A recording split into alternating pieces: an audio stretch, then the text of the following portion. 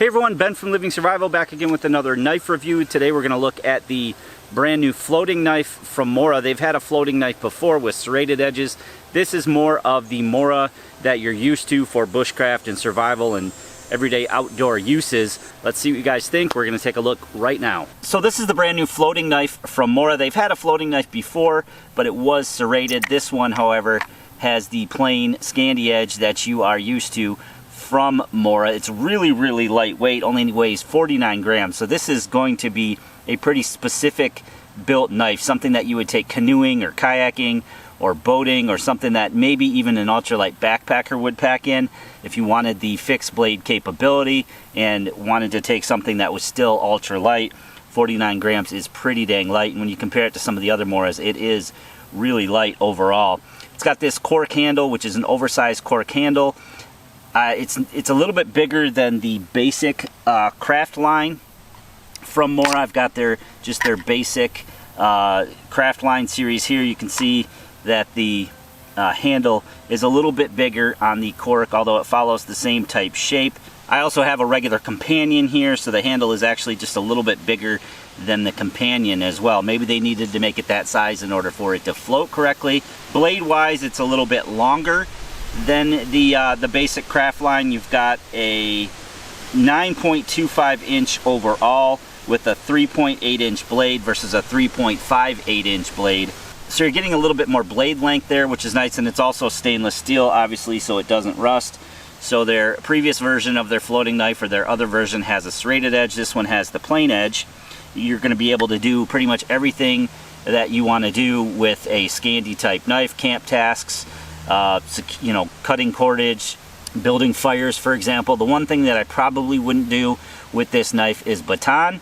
It is flexible, as you can see here. Not only the blade is flexible, you've got a, let's see here, a 1.4 millimeter blade versus a 2 millimeter on the other knives. So you can see here that even the craft line there has a little bit thicker handle to it, or thicker blade. So this one does actually bend a little bit, and then it really bends in the cork section here. So I probably wouldn't baton with this knife, just for fear of it maybe popping out here somewhere. You know, I've bent this pretty good, and I don't really want to bend it anymore to the point of breaking, but it is flexible. That would help you maybe fillet a fish, which is nice.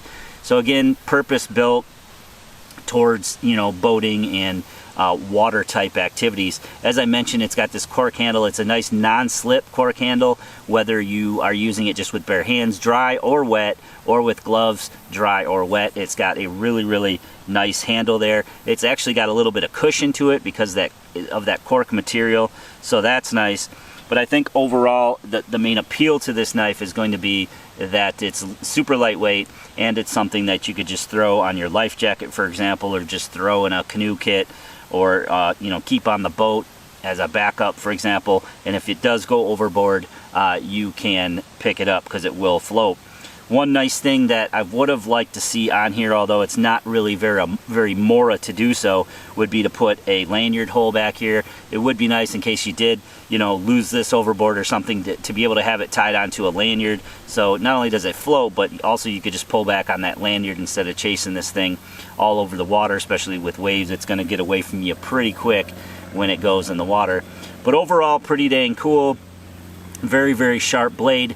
Another thing to mention is that it does not have a 90-degree spine, so it's sort of got the rounded spine like the craft line does. Even this companion here does not have a squared off spine. You have to jump up to one of their models that's intended to be used for fire starting, like this. I believe this is the Spark, I believe is what they called this, but this one has the built-in fire starter in the end, and this one does have the 90-degree bevel on the back of the blade. And you can see just how much thicker that is than this as far as blade thickness goes. But you could easily put this in a vise, I'm sure, and just square off that edge. It would be kind of cool to maybe be able to use this as a fire starting knife as well. So maybe I'll do that. Maybe I'll square that off in the vise a little bit. With it being flexible like this, it would shoot major sparks for sure. So you could certainly get a fire started with that and a fire steel, although I'd be careful with batoning or any super heavy duty use, you know, carving and things like that. Cutting things on and around, you know, a boating environment, you'd be able to do pretty easily with this. And again, I think that's what that is specifically tailored towards. For the sheath, you get this highly visible lime green sheath, same exact size as the one for their craft line.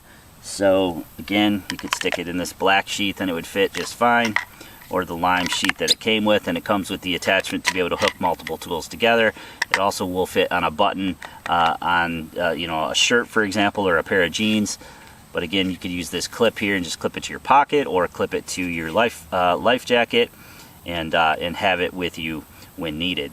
So I hope you guys enjoyed that video. Let me know what you think about the Mora floating knife down in the comment section below. Pretty much something you would use on a boat, pretty much something you could use canoeing or kayaking, or even maybe backpacking when you want to take a fixed blade that's really, really light in weight. The floating Mora knife would do that for you. I'm not sure of its long-term durability. You know, batoning, for example, I'm not sure I would go ahead and do that. I'm worried about that cork splitting. Now, I didn't actually take it to the extreme and try to break it, but I did bend it pretty far, and it did seem to be pretty durable for what it is supposed to be used for. So as long as you're using the tools correctly and what they're supposed to be used for, I think that this will hold up just fine over time. Again, I hope you guys enjoyed the video. Give it a big thumbs up for me. Make sure you leave me that comment in the comment section below, and please share this video to any friends or family who might be interested on your social media. If you haven't already done so already, please take a moment to click that subscribe button and that notification bell to be notified of new videos.